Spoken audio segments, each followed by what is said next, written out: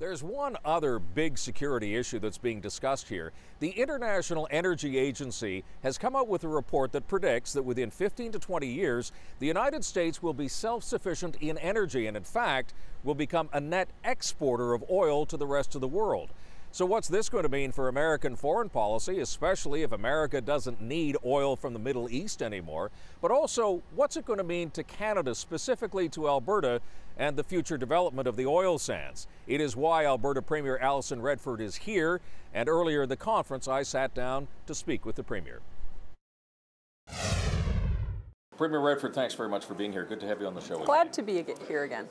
The International Energy Agency says that within 15 to 20 years, the United States is going to be self-sufficient in energy and a net exporter of oil. Right. Besides what this does to the future of American foreign policy, let's talk about what it does to Alberta, in particular to the oil sands. Does this concern you at all? I mean, if your biggest customer says, we're fine, we don't need any more of your oil, what does it do to the oil sands? Well, I think there's two things. The first is that we've always had such a tight relationship, which has always been a good thing, between Canada and the United States. And even President Obama talks about energy self-sufficiency in North America. So even though we know that there is the potential for that sort of self-sufficiency in a shorter period of time, the reality is that markets and economies will no doubt impact that. I think we'll continue to see that sharing back and forth.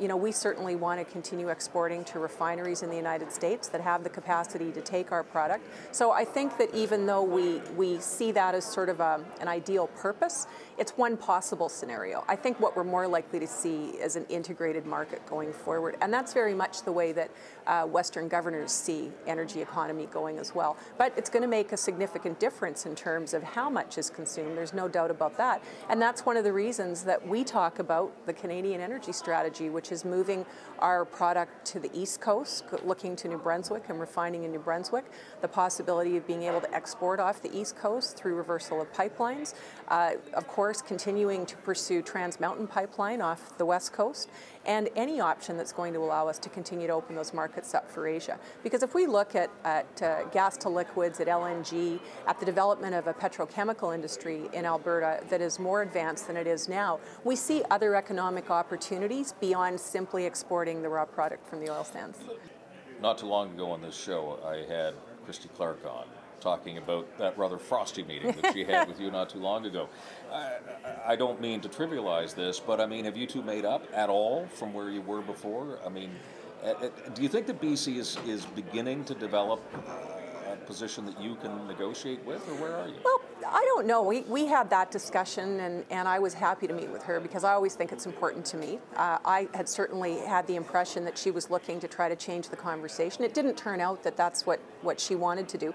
That's fine. You know, we're looking at, I think, the same situation we were a while ago, which is that Alberta doesn't actually have a role in helping British Columbia decide how they would like to do this or whether they would like to do this. And as we get closer and closer to the British Columbia election, we're seeing a lot more public discussion within BC's borders about what access to the West Coast looks like and how it matters to their economy, to our economy, to Canada's economy. So from our perspective, we're not looking to try to negotiate anything or change anything. We've always thought that it would make an awful lot of sense to have companies and governments sit down to try to come to a solution that would make for good public policy and good economics. I hope that that will continue, but it is going to be exciting. You know, in BC now, people are starting to talk about this as an election issue, and that's probably where we're going to see the best developments in the discussion in the next little while. I wanted to ask you, again, dealing with the oil sands, Senator John McCain on this program this week is saying that as far as he's concerned, he would like to see open and full parliamentary, not only debate, but investigation of the CIII-DT deal with Nexen. I know that this is a federal matter. Yeah. But as the Alberta Premier that would be most directly affected by something like this, do you think that John McCain is right? Should there be sort of an open discussion in the country about this before a decision is taken? Well, I find that a very interesting comment, to have a legislator from one jurisdiction telling another jurisdiction how to do their work, when quite frankly that's not the approach that's taken in their own jurisdiction. But what I would say is that Canadians have always had an awful lot of confidence with respect to the process that we've had in place. I think we've always had governments that have made good decisions that are in the best interests of Canada, and the test is always the net benefit to Canadians. You know, at the end of the day, once this transaction moves ahead, and I'm very hopeful that it will and optimistic that it will, because I think it is the right thing for Canada and there is net benefit, it will be a fully transparent deal that everyone's going to see. There's nothing going to be secret about it. It's a commercial transaction. It's the acquisition of one public company by a company that is traded in the United States on the New York Stock Exchange. So I have no doubt that as information comes out with respect to what the commercial transaction looks like, that everyone's going to be able to be satisfied. Premier Redford, always good having you on the show. And Thanks very nice much for to taking see the you. time. Thank Take you. care.